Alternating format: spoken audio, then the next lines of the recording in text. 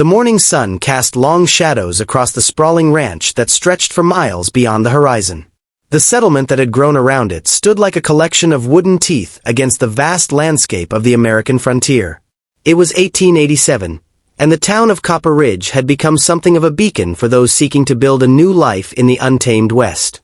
Marcus Blackwell was the kind of man who commanded attention simply by entering a room.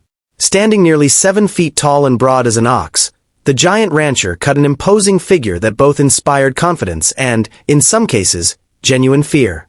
His ranch sprawled across thousands of acres, and he employed nearly 50 people, cowhands, stable workers, and the various tradespeople needed to sustain such an operation. Despite his intimidating appearance, those who worked for him knew Marcus to be a fair man, though strict in his expectations and unforgiving of laziness or dishonesty. The cook's name was Sarah Hutchins, though most people simply called her Cook around the ranch. She had arrived in Copper Ridge 2 years prior, a widow whose husband had died in a mining accident. She was a quiet woman, efficient in her work, and known for preparing meals that could make even the grumpiest cowhand smile. The hands joked that Cook's biscuits could cure homesickness, and her stews had the power to mend wounded spirits. She kept to herself mostly, speaking only when necessary, and lived in a small cottage on the ranch's property where she tended a modest garden behind her dwelling. On that particular Tuesday morning in September, Marcus had come into the kitchen earlier than usual. The sun had barely crested the eastern hills, and the horizon still held traces of purple and pink. He needed to speak with Cook about expanding the provisions for the fall cattle drive, as they'd hired on extra hands for the season. What he found stopped him in his tracks. Sarah was reaching for flour from the high shelf, her sleeve rolled up to her elbow, and her entire forearm was covered in dark purple and yellow bruises. They were fresh enough to still show vivid coloring, arranged in a pattern that looked disturbingly like finger marks. Marcus felt something cold settle in his chest. "Sarah," he said quietly, his deep voice somehow sounding even larger in the small kitchen. She startled at the sound, nearly dropping the flour canister. Her sleeve immediately dropped back down, and she turned away from him. "Good morning, Mr. Blackwell. I'll have breakfast ready within the hour." "Your arm," he said, not making it a question. "It's nothing, sir. Just clumsy of me. I bumped it on the stove yesterday." Marcus had been born and raised on the frontier. He could read a horse's mood from 20 paces away and could tell a lie from a liar's posture alone. This was a lie, and not even a good one. The bruises were too perfectly placed, and they were too systematic to have come from an accident with a stove. "Show me," he commanded, his voice brooking no argument. Sarah's hands trembled slightly as she slowly rolled her sleeve back up. The bruises were worse in the full light of the kitchen. They wrapped around her forearm in a pattern that suggested someone had grabbed her with considerable force. Marcus examined them carefully without touching, and then he noticed something else. A small cut near her wrist, partially healed but still visible. "How long?" he asked. "Sir, I don't. How long has this been happening?" Sarah's eyes filled with tears, though she seemed to be fighting them back with tremendous effort. Her voice, when she finally spoke, was barely above a whisper. "Does it matter?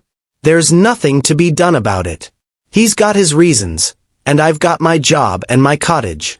I'm lucky to have work in these times, Mr. Blackwell. Better to keep quiet and keep on." Marcus felt something shift in him, like a door opening to a room he'd kept locked. "Who?" he asked simply. "I can't say, sir. He'd just deny it, and then I'd lose my position anyway. That's how these things always go." But Marcus had already begun to piece it together. There were 6 regular cowhands on the ranch, plus the stablemaster, the blacksmith, the groundskeeper, and a half-dozen other permanent employees. Of those, only 3 lived close enough to the kitchen cottage to have easy access. Only one had been drinking more heavily than usual lately, the stablemaster, a man named Holt Crenshaw. Marcus had noticed the change in him over recent weeks. The slovenly appearance, the bitter mood, the way he'd been fired from his last 3 positions.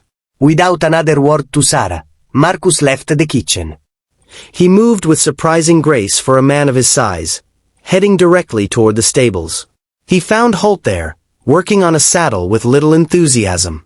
The man looked up, startled, and something in his expression, a flicker of guilt, perhaps, or fear, confirmed Marcus's suspicions. "Holt, you're done here," Marcus said. "Pack your things and be off this property by sundown." Holt's face flushed red with anger. "Now hold on just a goddamn minute. You can't just fire me without cause.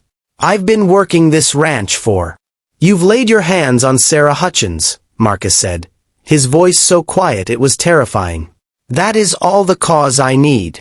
Holt's face went through several shades of color. He stood up, trying to draw himself to his full height, though he barely came up to Marcus's shoulder. "She's just a cook. She is nobody. And between you and me, sir, she—" Marcus moved faster than anyone would have expected from a man of his size. He grabbed Holt by the front of his shirt, lifting him nearly a foot off the ground. "I don't want to hear another word. Not another word. You get your things, you get your payment for the work you've done, and you get off my land. If I ever hear of you laying your hands on any woman again, if I hear that you've so much as spoken harshly to any female in this territory, I will find you myself, do you understand?" Holt, dangling like a puppet, nodded frantically.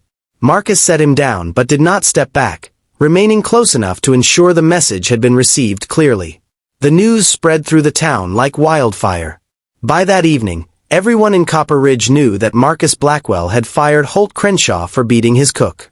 Holt tried to salvage his reputation by suggesting that nothing had happened, that he'd simply had a disagreement with the ranch owner, but several of the hands had seen Sarah's bruises now.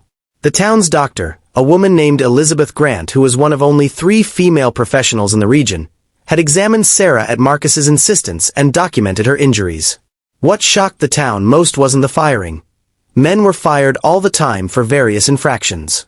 What shocked them was what happened next. Marcus called a town meeting, a rare occurrence, held in the church on Sunday after services.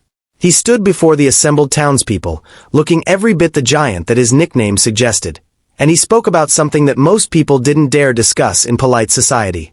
"I called you here because something has come to my attention," he said, his deep voice carrying easily to the back of the church. "In our efforts to build a civilized society out here on the frontier, we have a tendency to overlook certain behaviors that should not be overlooked. We turn a blind eye to mistreatment of those we believe cannot fight back or have no power. I am here to say that this ends, particularly regarding the women of this community." He went on to outline his policy, one that he would enforce on his ranch and that he encouraged others to adopt.